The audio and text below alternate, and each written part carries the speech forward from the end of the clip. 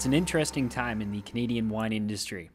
A wine conference was held at the Penticton Trade and Convention Centre on Thursday, where about 50 BC wineries were represented, most being from the Okanagan. The accounting firm MNP hosts the annual conference and talks about topics that are pertinent in the industry. They didn't have to look far this year for talking points. When we thought about what we wanted to present this year and what was topical for the industry, it was easy to recognize that there's a couple of very large issues out there right now. Ongoing NAFTA talks could affect how wine is shipped across the border, and several BC wineries are among those intervening in a Supreme Court case which will happen later this year, fighting for interprovincial shipping of wine. It's a national issue. We want to be able to ship our BC wine to wherever we want to, or wherever we can, or to wherever consumers who want to receive it can.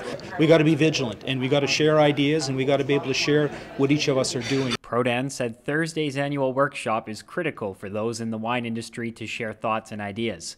Both he and McIntyre are cautiously optimistic about how proceedings in NAFTA talks and the Supreme Court case will impact the industry. As a Canadian, it's an industry that we should really be proud of, and unfortunately, the vast majority of the great wine, world-class wine that's produced in BC doesn't make its way much further east than the Alberta border, if we're lucky, and sometimes not even outside of BC or outside of the valley.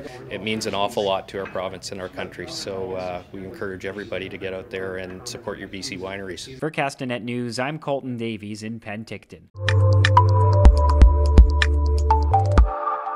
Read letters to the editor in our letters section under the opinion button in the yellow masthead. Email your letters to letters@castanet.net.